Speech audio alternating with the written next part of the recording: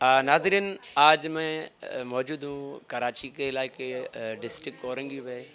यहाँ पे एक बड़ा मतलब अपनी ज़िंदगी भर पूरी ज़िंदगी पाकिस्तान के नाम पे गुजारी है और पाकिस्तान की कौम का 22-24 करोड़ आवाम की आवाज़ उठाई है।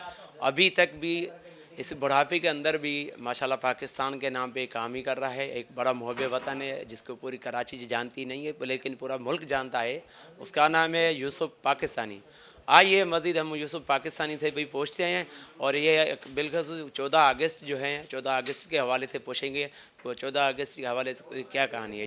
अस्सलाम वालेकुम। सबसे पहले तो मेरी तरफ से अस्सलाम वालेकुम पाकिस्तान। और सर 14 अगस्त के हवाले से बात ये आती है सुमरो साहब, अल्हम्दुलिल्लाह सदका पाकिस्तान का दिया जाएगा, पाकिस्तान की कौम की सलामती का सदका दिया जाएगा।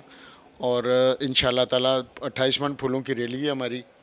और 13 की रात को हमारा इंशाअल्लाह आतिशबाजी है और 114 पाउंड का केक है, ये हमारा दिया होगा। और कौमी नगमे हैं और पाकिस्तान के लिए दुआ खैर, पाकिस्तान की सलामती के लिए सारा कुछ जो कुछ है सिर्फ पाकिस्तान। वो कहता हूँ मैं अपने बारे में कि मेरा घर मेरी जन्नत, मेरा घर पाकिस्तान।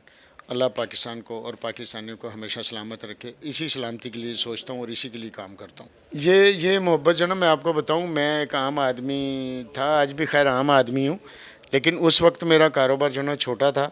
तो उस वक्त मेरे दिमाग में एक सिर्फ जुमला ये आया था कि मैं पहले अपने पाकिस्तान के लिए इंशाल्लाह आवाज़ उठाऊंगा। तो फिर बात आई कि पहले अपने बच्चों को तो पाँव पे खड़ा करो।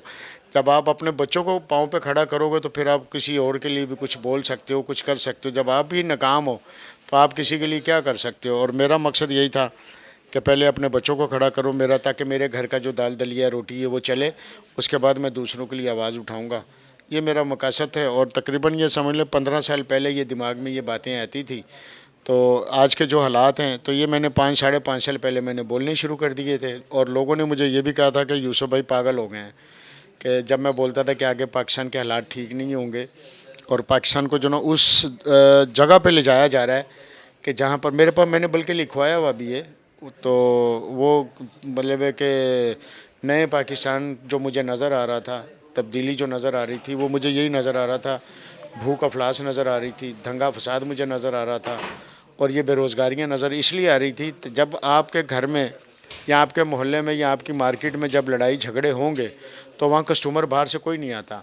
फिर एक यहाँ से जो लोगों का काम था, हमारी फैक्ट्रियाँ थी, एक्सपोर्ट था, इम्पोर्ट था, उनके ऊपर बड़े बुरे असरात नज़र आने शुरू हो गए थे। क्योंकि आहिस्ता आहिस्ता आपको भी पता कि 2018 के बाद लोगों के कारोबार कहाँ चले गए।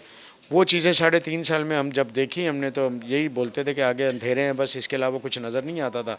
तो लोग उस टाइम पे मुझे कहते थे सुमरो साहब कि यूसुफ पाकिस्तानी पागल हो गया।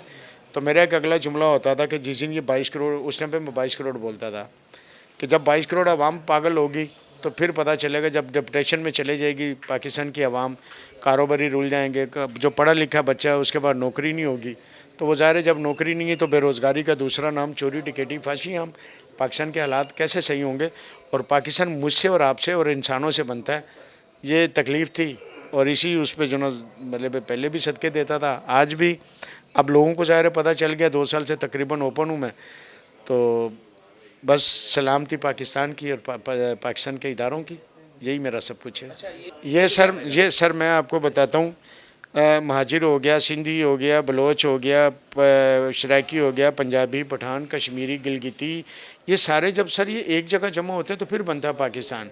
अब बाकी रही दूसरी मतलब है कि हमारी महाजिर, पंजाबी, बलोच, पठान की, तो वो अल्लाह के फजल से हम अल्हम्दुलिल्लाह, मैं आप और पूरे पाकिस्तान के लोग जो ना वो हैं अल्हम्दुलिल्लाह, वो जो उनकी कौमें हैं वो हैं, उससे कोई माइका लाल ना मना कर सकता है। असल चीज़ ये आती है कि पाकिस्तान तो सबका ना सर, तो पाकिस्तानी बने, महाजिर, बलोच, पंजाबी, पठान तो अल्हम्दुलिल्लाह हम हैं, लेकिन बात ये है कि पाकिस्तानी भी हैं, लेकिन पाकिस्तानी एक कौम नहीं है। जैसे मिसाल के तौर पे बांग्लादेश है, वहाँ टोटल क्या आता है जी, बंगाली, ठीक है ना।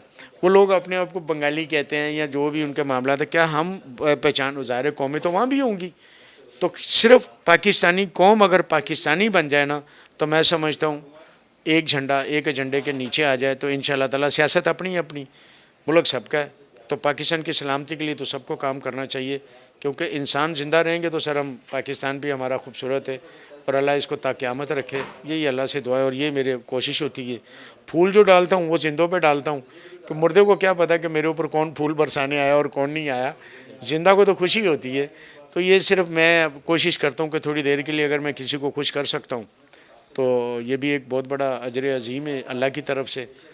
یہ ایک چھوٹی چھوٹی سی سوچیں ہیں بس۔ اور اب رہی بات نعرے کی، تو میرا نعرہ جو نا وہ سچی بات ہے، پاکستان کی عوام، کیونکہ میں الحمدللہ امن پرست ہوں اور میں وطن پرست ہوں۔ پاکستان زندہ باد، پاکستان کی پوری قوم زندہ باد، پاکستان کی افواج پاکستان زندہ باد، پاکستان کی آرمی زندہ باد، پاکستان کی ISI زندہ باد، رینجرز زندہ باد، پاکستان کی پولیس زندہ باد۔ کیوں؟ یہ میرا فخر ہے اور یہ میری طاقت ہے، یہ سلامتی ہے، کیونکہ میں اپنے اداروں کا بھی صدقہ دیتا ہوں، میں پولیس کا، فوج کا، عوام کا، تاجر کا، لوہار کا، سنار کا، میں الحمدللہ میں سب کے صدقے دیتا ہوں۔ کیوں؟ یہ ملک چلے گا تو سب چلے گا، اور سب سے بڑی جو میرے نزدیک جو غلامی ہے وہ بے روزگاری ہے اور خالی جیب ہے، یہی اس سے بڑی کوئی غلامی نہیں ہے۔ اور جبکہ ہمارا پاکستان اس ٹائم پہ جو نا بے روزگار کا ایک اللہ معاف کرے بہت بڑا طوفان ایک آ چکا ہے۔ اللہ سے دعا ہے کہ کوئی ایسا اللہ تعالیٰ کوئی معجزہ کر دے میرے پاکستان میں کہ میرے پاکستان کا ہر کاروبار جو نا چل پڑے اور میرے پاکستان کے اندر امن ہو۔ اسی کے لیے کوشش اور دعا ہے یہ کرتا ہوں، اور سب کا بھلا، سب کی خیر، پاکستان زندہ باد۔